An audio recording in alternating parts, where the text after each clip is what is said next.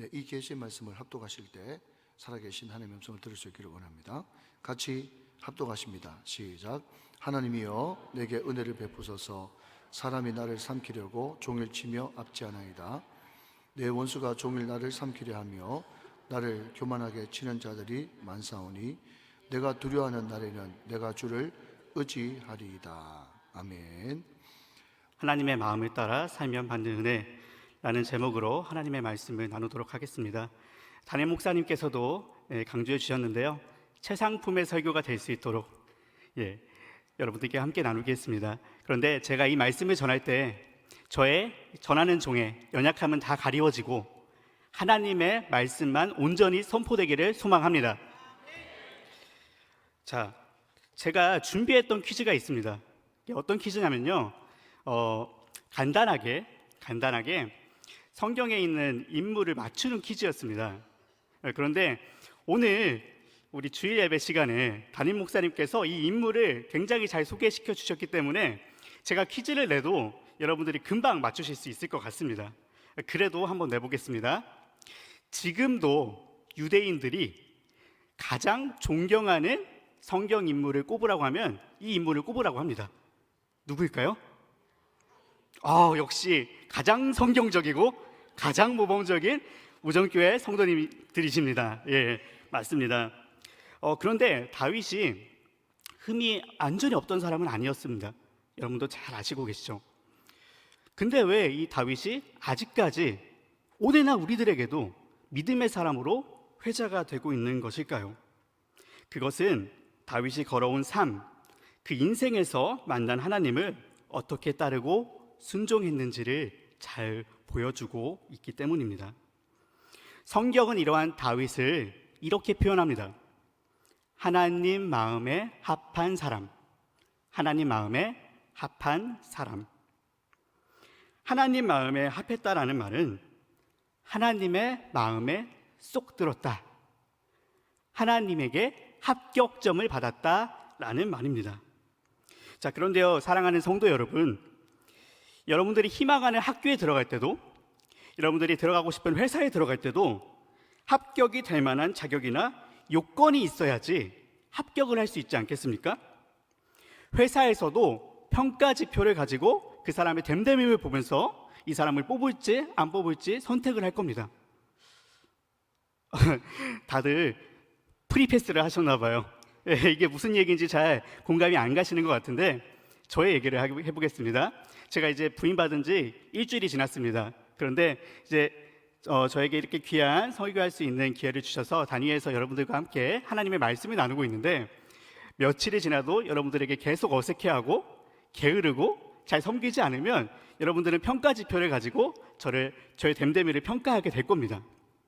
그것처럼 하나님도요, 하나님의 사람들을 쓰시기 위해서 하나님의 평가 지표가 있는데요, 근데 이 평가 지표가 조금 독특해요. 어떤 평가 지표냐? 그 안에 외모, 자격증, 그 사람의 자격 들어가 있지 않습니다. 딱 한 가지 들어가 있는데요, 그게 무엇일까요? 이 사람의 중심이 하나님을 향해 있느냐, 그렇지 않느냐입니다. 그게 100점짜리 지표인 거예요. 그런데 그 100점짜리 지표에 다윗 왕은 하나님께 합격했다라는 겁니다. 자, 우리가 그러면 이렇게 궁금한 점이 하나 생길 거예요. 질문이 하나 생길 겁니다. 자, 그렇다면 다윗은 도대체 어떤 믿음을 가졌길래 하나님께 합격점을 받았나? 도대체 어떤 믿음을 가지고 있었길래 하나님의 마음에 합한 사람이 되었나? 우선 다윗은 그 일생 동안에 하나님의 존재를 인정했고, 하나님을 사랑했고, 하나님을 의지했습니다. 다시 한번 강조하겠습니다. 다윗은요, 하나님의 존재를 인정했고, 그 하나님을 의지하였고, 사랑하였습니다. 아멘. 하나님은 하나님의 존재를 인정하고, 의지하고, 사랑하는 다윗을 정말 귀하게 보시고 그를 쓰시기로 작정하셨습니다. 우리 금요 성령 집회에 참여하신 성도님들께서는 잘 아실 거예요. 담임 목사님께서 다윗에 관해서 또 이제 사무엘서에 관해서 잘 가르쳐 주고 계신데, 하나님의 관심은요, 사람들의 관심은 사람들의 요구를 들어줄 수 있는 왕이었는데 하나님의 관심은 그렇지 않았거든요. 하나님의 관심은 하나님의 마음을 대표할 수 있는 그 한 사람을 세우시는 것에 있었습니다. 그래서 하나님은 그 마음을 가장 잘 알 수 있는 사람을 선택하시죠. 그리고 그 하나님은 다윗뿐만이 아니라 지금도 오늘날 우리가 살고 있는 이 시간 가운데서도 하나님의 마음을 가장 잘 표현할 수 있는 하나님의 대표자를 세우시기를 원하십니다. 바라기는 저와 여러분이 그런 하나님의 마음에 합격점을 받아서 하나님이 쓰시는 귀한 사람들이 되기를 소망합니다. 자, 그런데 하나님의 마음에 합한 자가 되어 은혜 누리는 삶을 살기 위해선 피할래야 피할 수가 없는 게 있습니다. 피하고 싶은데 피할 수가 없는 게 있습니다. 자, 다윗도요, 어렸을 때부터 하나님의 마음을 대표하는 왕으로 선택을 받았습니다. 그런데 바로 왕이 되지 않았습니다. 모든 것이 합력하여 선을 이루게 하시는 하나님의 과정 가운데서는요, 하나님의 다루심이 들어가는 과정이 필요합니다. 그가 다루시는 과정이 반드시 들어간다는 겁니다. 그리고 그 다루심 가운데는 반드시 고난이라는 과정이 들어가게 돼요.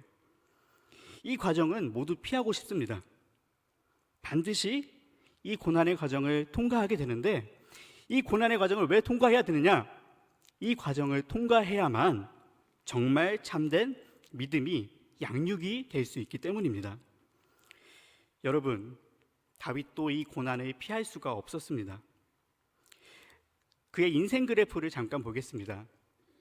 그의 인생 초반에 인생의 정점을 찍게 되는 사건이 있습니다. 여러분도 잘 알고 계시죠? 다윗과 골리앗 사건.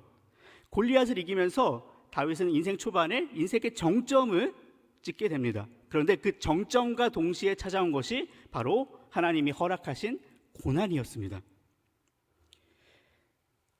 자, 가장 기쁨이 충만해야 할 그 시간이 얼마 가지 않아서 다윗을 향한 사울 왕의 시기심은 점점 더 심해져 가고요. 결국에 이 사울 왕에게 살해 협박을 받게 됩니다.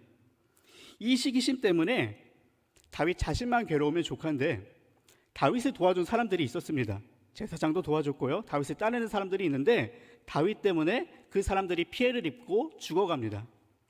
그리고 다윗이 그렇게 피난길에 올라서 사울 왕을 피해서 도망가면 도망갈수록 하나님이 만나게 하신 사건들이 있는데요. 그 은혜의 사건들을 경험하면서 다윗의 명성은 점점 더 올라가고 사울의 시기심은 점점 더 올라갑니다.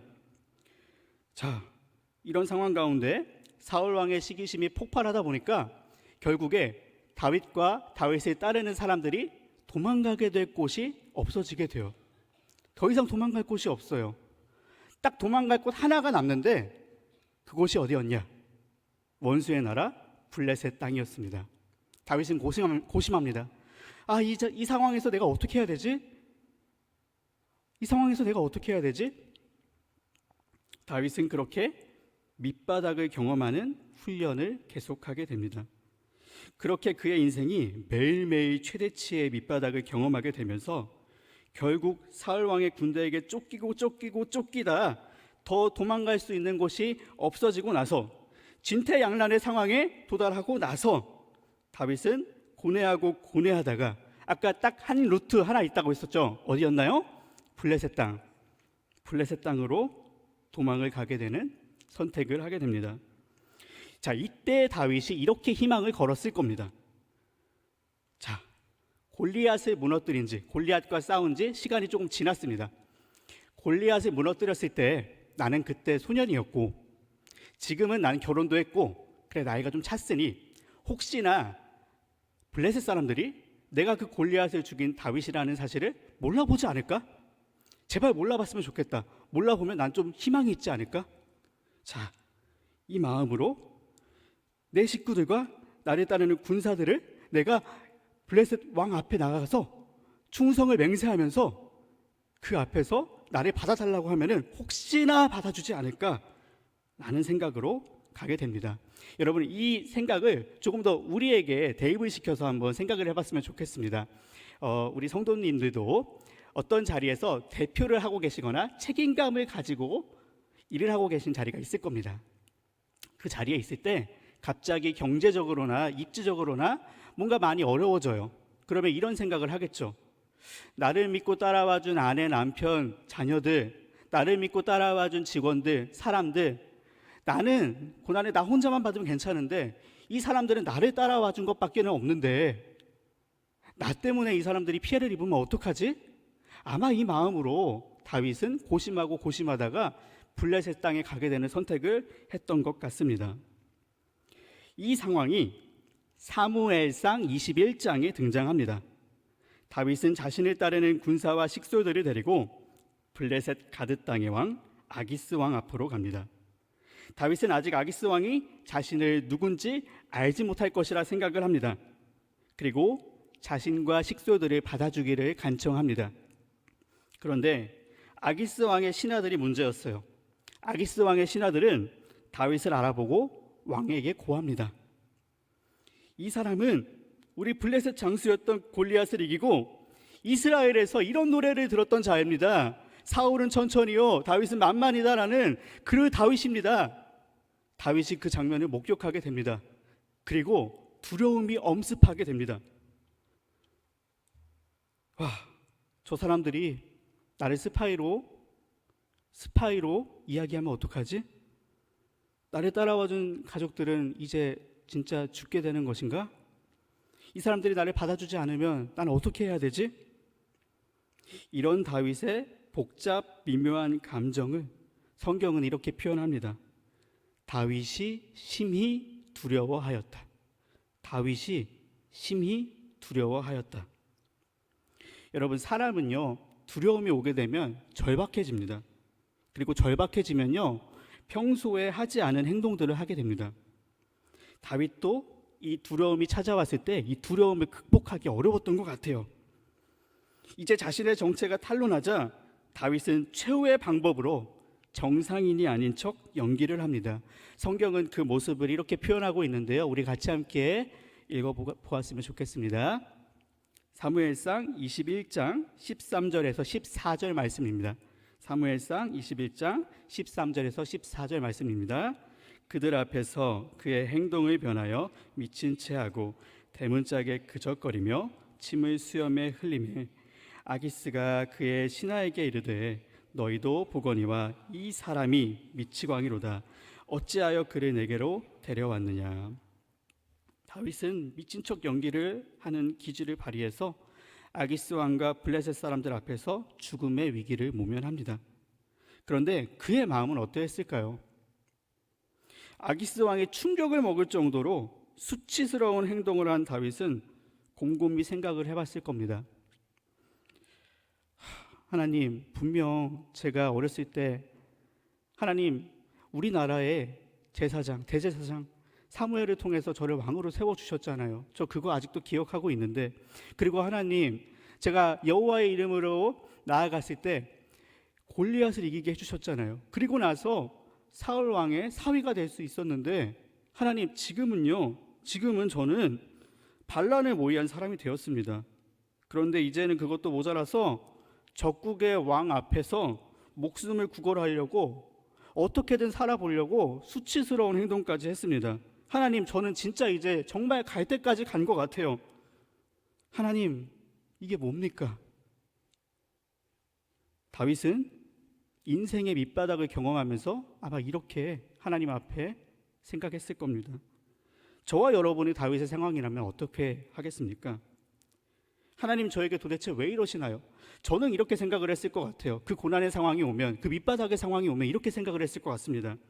하나님, 차라리 이럴 거면 제가 골리앗과 싸울 때 저를 이기게 하지 마시고 차라리 그 순간에 저희를 패배하게 하시던지, 제가 인생의 정점을 경험했을 때 왜 밑바닥을 경험하게 하시죠? 라고 생각을 했을 것 같습니다. 다윗도 마찬가지였어요. 원망스럽고 수치스럽고 죽지 못해 사는 그런 상황이었습니다. 그러나 여러분, 제가 초반에 다윗을 어떻게 소개했었나요? 하나님 마음에 합한 사람, 하나님에게 합격점을 받은 사람이라고 이야기했죠.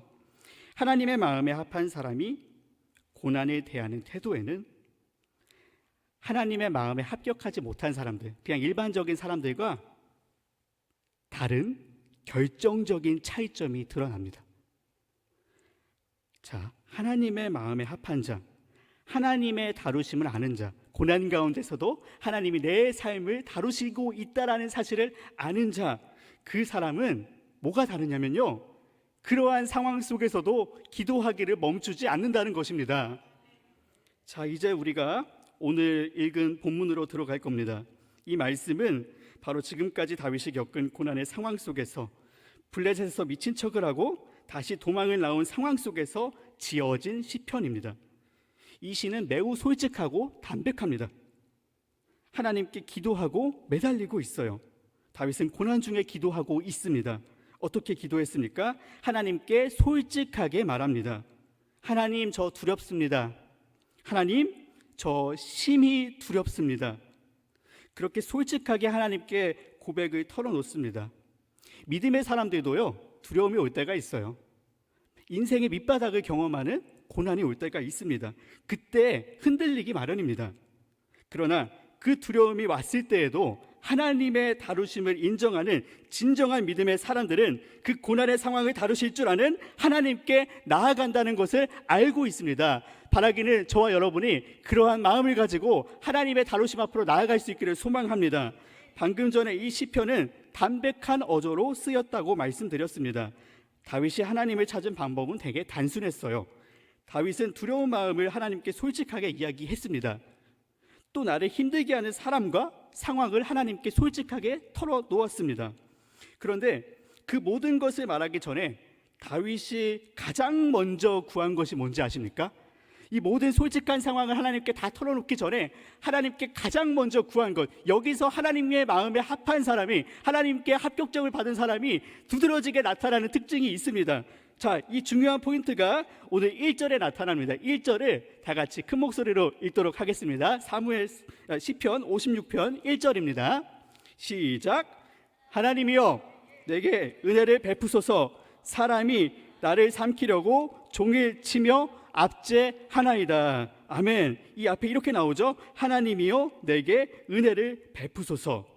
자, 다윗은 하나님의 은혜를 먼저 구했습니다. 다윗은 알았던 거예요.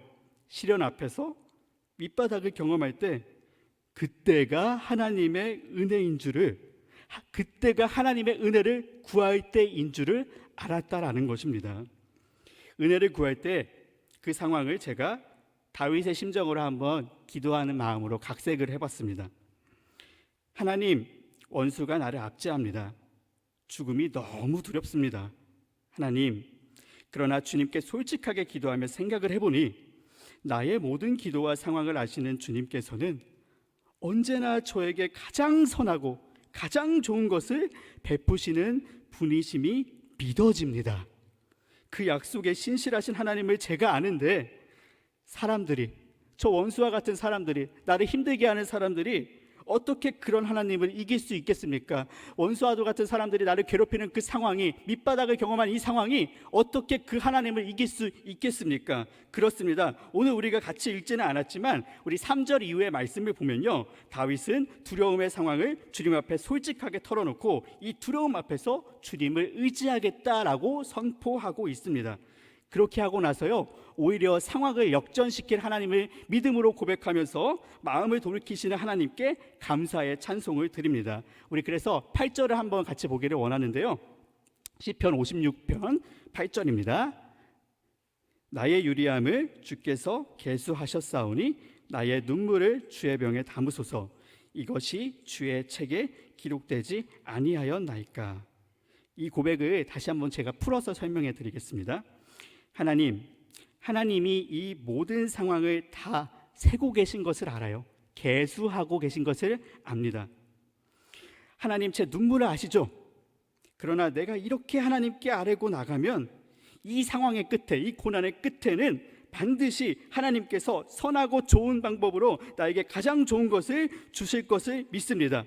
사람들이 내 생명을 가져가려고 가진 수단과 방법으로 다 써도 지금 하나님이 나를 사랑하신다는 사실을 절대로 바꿀 수 없습니다. 원수는 하나님의 사랑을 감당하지 못합니다. 자, 그리고 앞에서 선포했었던 두려움을 물리치는 기도를 또 한 번 외칩니다. 내가 하나님을 의지하였은즉 두려워하지 아니하리니 사람이 내게 어찌하리까. 내가 하나님을 의지하였은즉 두려워하지 아니하리니 사람이 내게 어찌하리까. 하나님, 저의 이 어려운 상황을 하나님께 믿고 맡깁니다.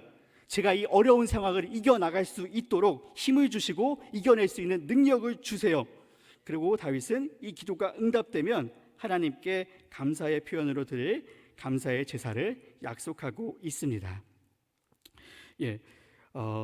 다윗의 기도는요, 아까 솔직하고 담백하다고 했는데 화려한 미사 여구가 있지 않아요.